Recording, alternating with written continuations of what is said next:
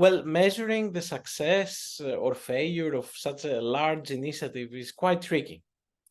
And we could say that from China's point of view, it is a mix of both success and failures.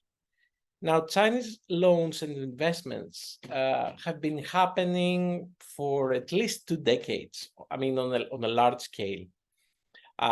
So long before the BRI was launched in 2013. The BRI came to organize what was already going on, give a narrative, give a vision, and also provide a platform with financial tools to assist Chinese companies abroad. Now, if we are to evaluate its success or failure, I guess we need to take into consideration the goals of the BRI. So China, after 3 decades of unprecedented growth, had industrial overcapacity that needed to export. What does industrial overcapacity mean? It means basically that it could build more roads that it needed. It could produce more goods that it could consume. Okay, so all those Chinese companies that were, developing China for many decades had to find new destinations, new markets. A second goal was access to resources. Although China is a very large country, it's relatively poor when it comes to energy resources. But also it faces problems with its agricultural production. So China, having become such an important, integral part of globalization, what it actually needs now is access to resources to finance its future development. Now, a third goal was to capture global market share.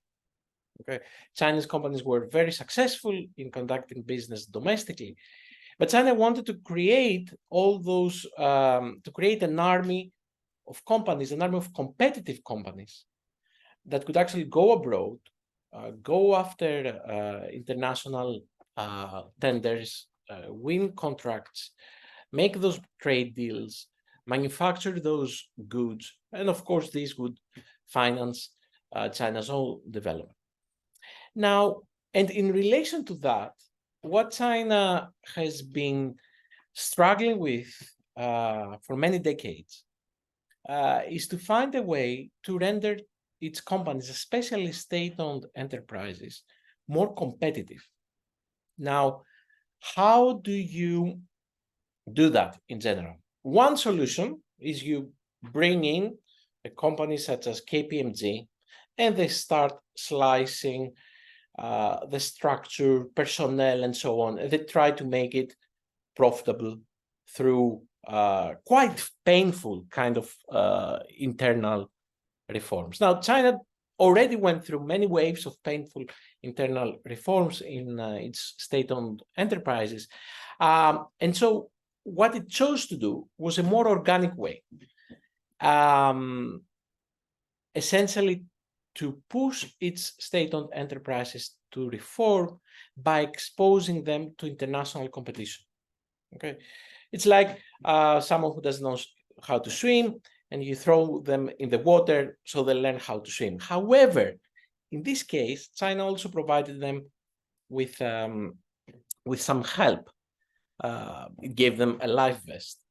And that life vest essentially is the BRI, because it comes with financial tools, and it comes with all sorts of support, diplomatic and otherwise, to conduct businesses. So industrial overcapacity, access to resources, capturing global market share, rendering companies more competitive, let's say, are the more business-oriented goals, right? Economic-oriented goals. We then have also the issue of increasing diplomatic and political influence. As we all know, it is a very standard thing in international relations. When you have economic influence, political influence will also follow, and diplomatic influence will also follow. So, of course, the BRI has also provided China with the opportunity to solidify its influence in places where it was already present, but also to expand it in other parts of the world, especially in the global south. Now, how successful is it on the terms that I described? We see success, elements of success in all those areas. We have also various successful projects of Chinese investment, such as the port of Piraeus in Greece. We also have more problematic cases, such as the case of Chinese investment in Sri Lanka that came across many problems, especially in the first years of its entry, of COSCO's entry. Now, so we could say that there are many stories of success and failure, as many as the different projects that have been financed through the BRI. Now, but when we take a step back, perhaps, and looking at the bigger picture, one thing that we need to point out is that we do see chronic issues, endemic, I would say, issues that pose dangers for the financial sustainability of the BRI. As China, for instance, China, in the first wave, in the first more let's say optimistic wave of the BRI, was giving loans left and right, and now what is doing is giving loans again, but this time bailout loans to many of the original recipients of help of loans from the BRI to basically refinance non-performing loans. Okay, now this is something that, of course, China has a very big portfolio. It has the sources to do that, but as you can understand, this is not sustainable in the long run. Why has this been happening? Well, it has been happening for many reasons, but the main, I would say, problem has been that China is not really paying attention to the governance of these investments. There are many issues that we can discuss later relating to the governance and to the impact of these investments. Now, also from a long-term kind of perspective, there is another area that has clearly been a failure, and that is the substantial backlash to Chinese investment, especially in advanced economies, and not just to Chinese investments or Chinese loans, but to the economic activities of Chinese companies in general. Before the BRI, no one was really talking about Huawei, right? Once the BRI came and suddenly created a very politicized frame of China's economic activities at a global scale, Huawei, a private company with very close relations to the state, was immediately targeted as a potential Trojan horse, or as potentially a company that could create problems to recipient states of Chinese investments, or to states where it was conducting its businesses. That's why we see a very big backlash. So essentially, as the BRI came to provide more coherence and to provide a platform, an economic and diplomatic platform for its companies, at the same time, it created the conditions for this big backlash to take place, especially in advanced economies. Okay, as you and your audience already knows, the way that people talk about Chinese investments in advanced economies is very, very, very negative. It has fueled the creation of various screening mechanisms. There has been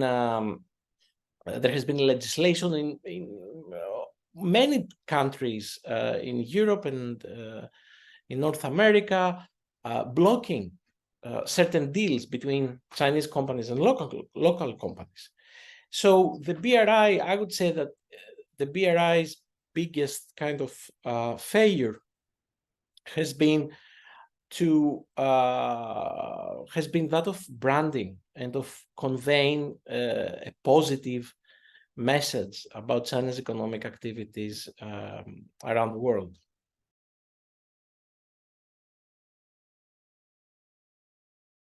It has been quite challenging, but I think we need to look at two different levels. One is the local level. The local level where we have the rather muddy ground of local contexts. So Chinese loans and Chinese companies go into different local contexts, and they become part of those contexts. They become embedded in those local contexts. So Chinese companies, once they find themselves there, they have to deal with a very wide range of actors and with their own agendas. They have to deal with local politics. They have to deal with vested interests by local elites. They have to deal with local communities. Okay, they have to deal with the legacies of national development policies of those countries. So the problem at the local level is for Chinese companies to navigate through these very uncharted for themselves waters of local contexts. Okay, we tend to see the BRI as a whole, right, and the representation of the BRI through the maps and the lines. All this creates like this impression of a big strategy, of a well-designed strategy that is being implemented. However, the reality is far from that. It's very messy. And we have very often Chinese companies inheriting local problems and being blamed for those local problems. Okay, so on the local level, again, we need to look at different areas, but to identify specific kind of issues. However, by stepping back and trying to bring all those local perspectives together, we do see that the implementation of the BRI, or in fact the implementation of their investments even before the BRI was launched, was always difficult. Okay. Now, at the international level, I already explained that the main challenge has been to create a message, to create a narrative backed, of course, by facts, that is positive, it is acceptable, or at least easy to digest by everyone. Okay, and this, of course, is impossible. Okay, so at the international level, we have seen different kind of reactions, and especially as the BRI has coincided with other developments within the People's Republic of China, things have become quite tricky. Now, why is that? Now, the BRI essentially came to give a positive image, a positive global image of China at a time when domestically and its region, China was becoming more authoritarian than it has been for at least 30 years, and also more assertive in its claims. And that, of course, coincides with Xi Jinping's rise to power and the end of what we knew in the past as China's kind of strategy to keep a more low profile international affairs. So since Xi Jinping came to power, we have a very the imposition of a very hard authoritarian governance within China in relation to different social groups. We also have the tragedies taking place and the crimes against the humanity taking place, according to the UN, in Xinjiang. Okay, all these we have, of course, the crackdown in Hong Kong, which essentially signaled the end of the consensus around this one country but two different models kind of system that China had in place since Deng Xiaoping to deal with Hong Kong. And in its region, we see China already becoming more assertive in the South China Sea, becoming more provocative in relation to Taiwan, in relation to Japan, right? We see a way more assertive, and others would claim aggressive stance in its region. Now, as these things have been happening, China has tried to sell a narrative of, oh, look how happy we all are and we can create more wealth and it will be win-win. Now, these two things are clashing.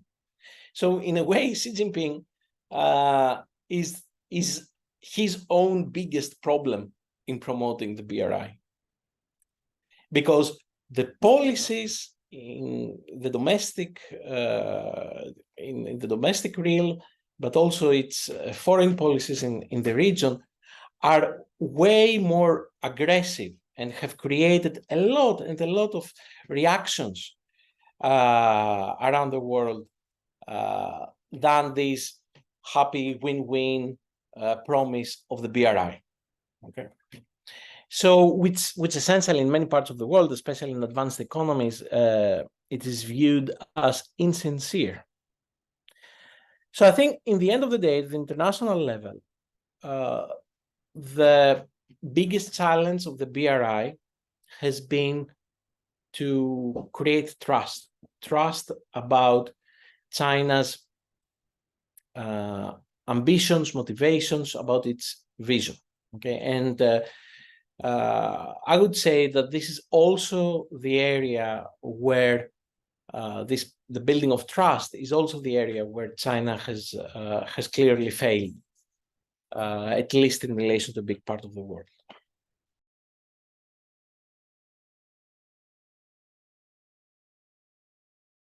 First of all, let's say that we need to acknowledge that the BRI comes to address a very important actual need. Only in Asia, the OECD has calculated that the infrastructural gap is around $6 trillion US dollars, and China is coming to contribute to covering a big part of that. With investments of around $1 trillion globally, but a big part of it goes in Asia. Now, so there is definitely the potential to leverage the BRI for growth and development, and also for, of course, for for smaller nations, for local states to benefit from it. However, there is the issue of sustainability. The BRI has created many issues of sustainability on financial terms, on environmental terms, on social terms. So, and these need to be addressed. They need to be addressed quickly. In 2019, Xi Jinping actually said during a BRI forum that we need some sort of a relaunching of the BRI. We need these are my words, a BRI 2.0 essentially, and that's what we have been waiting for. He said he used the term to create a green and clean BRI. So a BRI that is free of the many issues of bad governance and corruption that many of the projects already taking place are facing, but also a BRI that has takes into consideration, and actually not just takes into consideration, but promotes green development. Okay. Now, these we know that we all experience the climate crisis. Now, the green dimension of development and investment is not something that we simply add to a list of concerns as we used to do in the past. Right now, it really needs to be at the very center of it. But we do not know yet. Most probably we'll find out soon, as the third BRI forum is going to take place in the next couple of months, I think in November. We will hopefully find out more about how China intends to address all those sustainability concerns. So far, we haven't seen any drastic changes since 2009 when Xi Jinping addressed the issue. I hope that we will not simply see a rebranding of the BRI, its replacement with one of the other kind of terms that float around, global development initiative and so on. This is not going to be enough. We need a change in the way the BRI is structured. We need a change in the governance of the BRI. We need a change in the finance models. We need a change in what we term financial sustainability, social responsibility, and of course, sustainable development in terms of the climate crisis that we're facing.